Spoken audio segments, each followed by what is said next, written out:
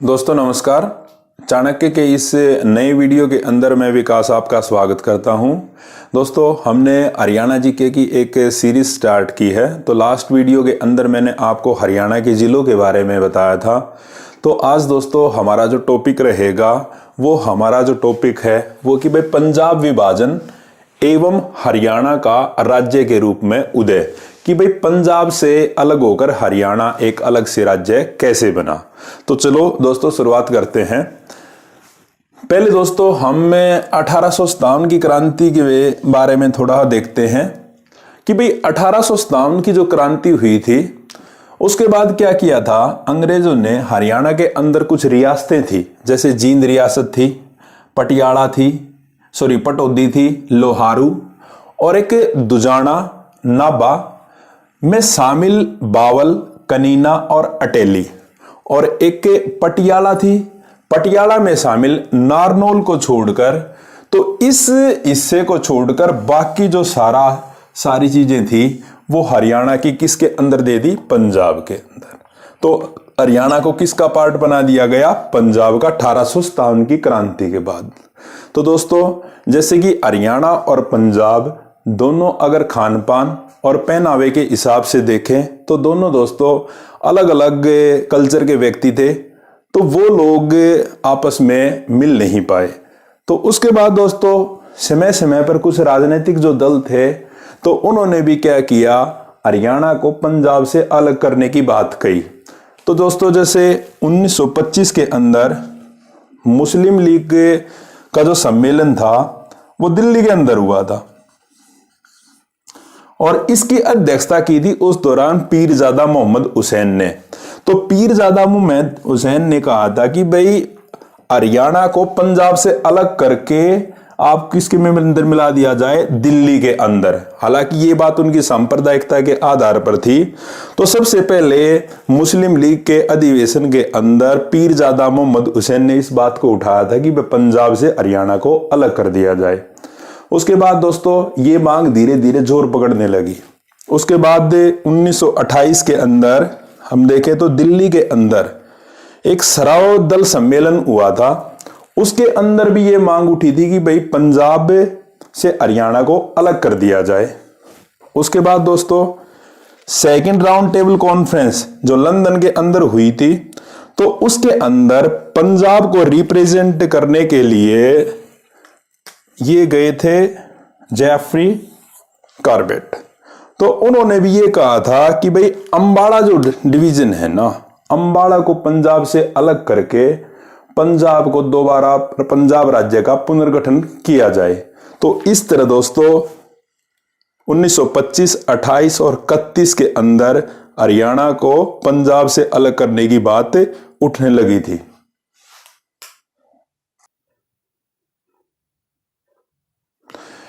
दोस्तों 9 दिसंबर 1932 को एक व्यक्ति थे, राष्ट्रवादी नेता थे, देशबंधु। तो देशबंधु ने एक बयान दिया, तो उन्होंने कहा कि भाई अंबाला डिवीजन का जो शिमला है ना, इसको छोड़कर, अंबाला डिवीजन के अंदर उस दौरान शिमला शामिल था, इसको छोड़कर अंबाला डिवीजन कभी भी पंजाब का भाग नहीं रहा। तो इसलिए अंबाला डिवीजन को पंजाब से अलग कर दिया जाए। उन्होंने भी अपना ये हिम्मत दिया था। लेकिन सारी चीजों का जो हिंदू महासभा थी ना, तो वो विरोध करती आ रही थी कि भाई हरियाणा और पंजाब को अलग अलग न किया जाए। ये क्वेश्चन कई बार आ चुका कि भाई किसने पंजाब विभाजन का विरोध किया था। तो हिंदू महासभा ने पंजाब के विभाजन का विरोध किया था। उसके बाद दोस्तों 1946 के अंदर कांग्रेस के जो अध्यक्ष थे पट्टाभी सीतारामैया, तो उन्होंने भी हरियाणा और पंजाब को, यानी पंजाब के पुनर्गठन की मांग को का समर्थन किया था। उसके बाद दोस्तों 1946 के अंदर जो संविधान सभा बनी, तो संविधान सभा के अंदर चौधरी रणबीर सिंह हुड्डा, ये सांगी गांव से थे हरियाणा के। तो इन्होंने भी संविधान सभा में बार बार इस बात को उठाया कि भाई हरियाणा को पंजाब से अलग कर दिया जाए। उसके बाद दोस्तों भारत आजाद हुआ 15 अगस्त 1947 को, लेकिन ये जो मांग है ना हरियाणा और पंजाब को अलग करने की, ये उसके बाद भी जारी रही। 1948 के अंदर अकाली नेता थे मास्टर तारा सिंह, ये इंपॉर्टेंट है, तारा सिंह। तो उन्होंने एक अपना पत्र लिखा था अजीत, उसमें कहा था कि वह सांप्रदायिकता के आधार पर पंजाब को एक अलग राज्य बना दिया जाए।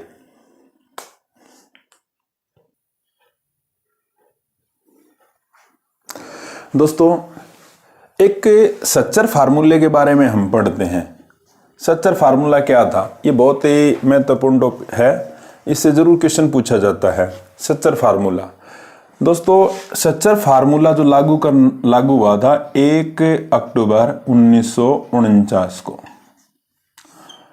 उस दौरान जो पंजाब के सीएम थे भीमसेन सच्चर। तो उन्होंने हरियाणा और पंजाब के अंदर जो भाषा को लेकर विवाद था उसको निपटाने के लिए एक फार्मूला निकाला। तो उसने क्या किया, पूरे पंजाब को 2 हिस्सों के अंदर बांट दिया। एक तो हिंदी भाषी और एक पंजाबी भाषी। उसने क्या कहा कि भाई हिंदी भाषी क्षेत्र के अंदर ना जो सेकंड लैंग्वेज भाषा, वो स्कूलों के अंदर छात्र पंजाबी को पढ़े। हिंदी तो वो पढ़ते ही और पंजाबी को। और पंजाबी क्षेत्रों के अंदर उन्होंने क्या कर दिया, सेकंड जो लैंग्वेज थी भाषा वो हिंदी कर दी। यानी स्कूलों के अंदर हिंदी भाषी का मतलब ये है हरियाणा का क्षेत्र। तो इसमें शामिल किए गए थे उस दौरान जैसे करनाल, अंबाला,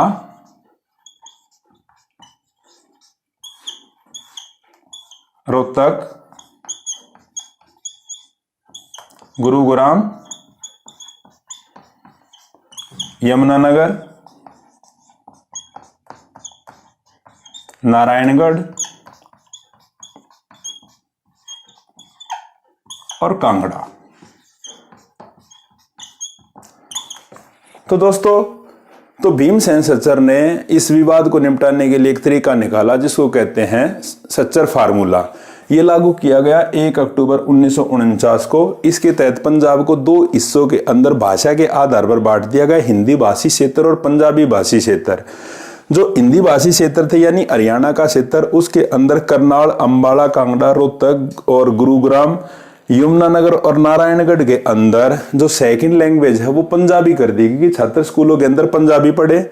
और बाकी जो पंजाबी क्षेत्र था उसके अंदर सेकंड लैंग्वेज हिंदी पढ़े। तो इस तरह दोस्तों जनता ने इसका विरोध किया और ये फार्मूला भी फेल हुआ। दोस्तों, भारत आजाद हुआ 15 अगस्त 1947 को। 1947 से आते आते अगर 1953 की बात करें, 1953 तक खाली पंजाब को ही नहीं लेकर दूसरे स्टेटों से भी अलग राज्य को बनाने की मांग उठने लगी थी भाषा और संस्कृति के आधार पर। तो इसी का सॉल्यूशन करने के लिए राज्य पुनर्गठन आयोग, या इसका दूसरा नाम है फजल अली आयोग, क्योंकि ये इसके अध्यक्ष थे तो इनके नाम से भी इनको जाना जाता है। तो इनकी अध्यक्षता में 29 दिसंबर 1953 को एक राज्य पुनर्गठन आयोग का गठन किया गया। अब राज्य पुनर्गठन आयोग ने के सामने उस दौरान ने जो पंजाब विधानसभा थी, पंजाब विधानसभा में हरियाणा क्षेत्र से 22 एमएलए जाते थे। तो इन्होंने फजली अलग आयोग से के सामने अलग राज्य की मांग की, लेकिन क्या है, फजली अली आयोग ने इस मांग को नहीं माना और इस आयोग से भी हरियाणा के लोगों को निराशा हाथ लगी। तो हरियाणा को अलग राज्य बनाने की मांग फजली अली आयोग ने भी नहीं मानी। दोस्तों जैसे जो राज्य पुनर्गठन आयोग था या फजली अली आयोग, तो उसने हरियाणा और पंजाब को अलग अलग न करने की मांग को नहीं मांगना था। तो इसलिए हरियाणा की जनता को शांत करने के लिए एक नया फार्मूला आया 24 जुलाई 1956 को। इसको जाना गया क्षेत्रीय फार्मूले से। ठीक है, तो इसके अकॉर्डिंग क्या क्या आ गया कि भाई पंजाब को द्विभाषीय राज्य मान लिया गया और राज्य की दो भाषाएं, एक तो पंजाबी और एक हिंदी मान ली गई, और पंजाब को दो भाषा के क्षेत्रों के दो हिस्सों के अंदर डिवाइड कर दिया गया। लेकिन दोस्तों ये फार्मूला भी ज्यादा कारगर साबित नहीं हुआ, क्योंकि 1957 के अंदर जब प्रताप सिंह कैरो सीएम बने तो उन्होंने इन चीजों को ज्यादा इंप्लीमेंट नहीं किया। तो इस तरह दोस्तों क्षेत्रीय फार्मूला भी फेल, राज्य पुनर्गठन आयोग भी फेल। तो इस तरह ये हरियाणा और पंजाब को अलग अलग करने में कोई भी फार्मूला कामयाब नहीं हुआ। दोस्तों एग्जाम के हिसाब से आपने एक तो इसको याद रखना है कि फजली अलग आयोग का गठन कब किया गया, 29 दिसंबर 1953 को। उसके बाद जो दूसरा क्या है जो पूछ लिया जाता है कि भाई क्षेत्रीय फार्मूला कब लागू की गया, ये 24 जुलाई 1956 को। तो दोस्तों यहां से तो दो ही ये पॉइंट आपको नोट करने के लिए हैं। दोस्तों जिस तरह हरियाणा के अंदर कुछ हरियाणा के लोग भी अलग हरियाणा की मांग करने लग रहे, तो इस तरह पंजाब के अंदर भी कुछ लोग अलग से पंजाब की मांग करने लग रहे थे। तो इनके अंदर एक व्यक्ति का नाम आता है जिसका नाम है मास्टर तारा सिंह। ये बात दोस्तों 1960 की है। तो मास्टर तारा सिंह ने पंजाब के लिए एक आंदोलन शुरू किया, अलग से पंजाब सूबा बना दिया जाए, यानी पंजाब को अलग से एक सूबा बनाने के लिए आंदोलन शुरू किया। तो क्या किया पुलिस ने, क्या है मास्टर तारा सिंह को पुलिस ने गिरफ्तार कर लिया और उसके बाद इसको जेल में डाल दिया गया। उसके बाद पंजाब के अंदर एक दूसरे व्यक्ति थे जिनका नाम था संत फतेह सिंह। तो संत फतेह सिंह ने आंदोलनकारियों का उनके स्थान पर यह था कि उनके नेता के रूप में संत फतेह सिंह आ गए फिर। ठीक है, और संत फतेह सिंह ने घोषणा की कि वो 18 नवंबर 1960 को आमरण अनशन पर बैठेंगे। इस चीज से घबराकर इनके फेवर में उस दौरान 57,000 व्यक्तियों ने गिरफ्तारियां दी थी। 57,000 व्यक्ति संत फतेह सिंह के साथ थे। तो अब क्या किया, मास्टर तारा सिंह को क्या कर दिया गया, जेल से छोड़ दिया गया ताकि संत फतेह सिंह का जो आमरण अनशन था वो फेल हो जाए।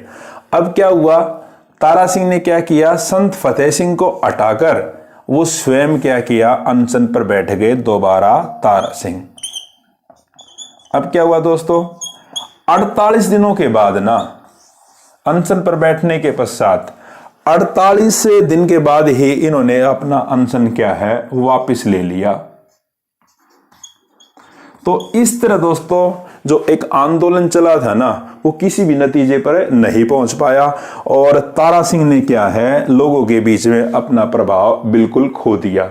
जो पहले एक नेता के तौर पर उभरे थे तो इन्होंने अपना प्रभाव खो दिया। तो यहां से एक बार मैं दोबारा बताता हूं दोस्तों, पहले मास्टर तारा सिंह अनशन पर बैठे थे, उन्होंने 1960 के अंदर आंदोलन शुरू किया, फिर उनके जगह पर आगे तो उनको पुलिस ने गिरफ्तार कर लिया, संत फतेह सिंह आ गए। फिर क्या किया, संत फतेह सिंह के साथ आज 57,000 लोगों ने गिरफ्तारियां दी थी। तो फिर क्या पुलिस ने मास्टर तारा सिंह को छोड़ दिया और फिर दोबारा अनशन पर कौन आगे, मास्टर तारा सिंह।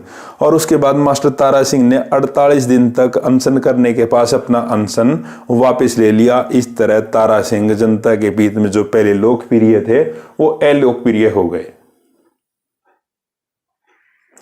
दोस्तों 1965 के अंदर ना तो फतेह सिंह ने दोबारा ये घोषणा की कि भाई वो एक उपवास रखेंगे और 15 दिन के अंदर अंदर आत्मदाह कर लेंगे। ठीक है, और दोस्तों उसी साल 1965 के अंदर भारत और पाकिस्तान के बीच युद्ध हुआ था।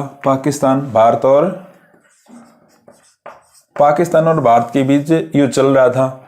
तो तो फतेह सिंह के इस फैसले का जो विरोध है उस दौरान जनसंघ, आर्य समाज तथा हिंदू महासभा ने किया। अपने इस विरोध को देखते हुए फिर फतेह सिंह ने क्या है, इस अपने फैसले को वापस ले लिया दोस्तों। ठीक है, तो एग्जाम के अंदर ये क्वेश्चन पूछा जाता है कि भाई जनसंघ, आर्य समाज और हिंदू महासभा इन्होंने क्या किया था, फतेह सिंह के अनशन और उपवास का और आत्मदाह का विरोध किया था। उसके बाद दोस्तों उस दौरान ने हमारे जो गृह मंत्री थे वो श्री गुलजारी लाल थे। तो उन्होंने लोकसभा के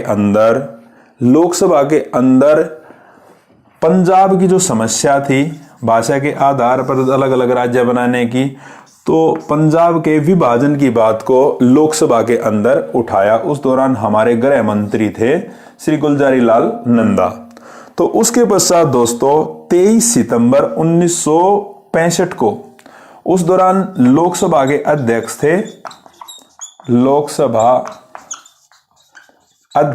थे सरदार हुकम सिंह।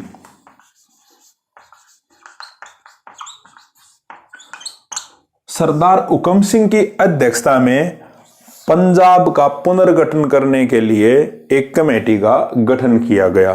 तो दोस्तों ये दोनों जो डेट हैं वो बहुत ही महत्वपूर्ण है। 6 सितंबर 1965 को गुलजारी लाल नंदा ने पंजाब का विभाजन के लिए लोकसभा में इस मुद्दे को उठाया था। उसके पश्चात 23 सितंबर 1965 को उसी दौरान लोकसभा के जो अध्यक्ष थे सरदार हुकम सिंह, उनकी कमेटी के उनको पंजाब का विभाजन करने के लिए एक कमेटी बनाई गई और उनको उस कमेटी का अध्यक्ष बनाया गया।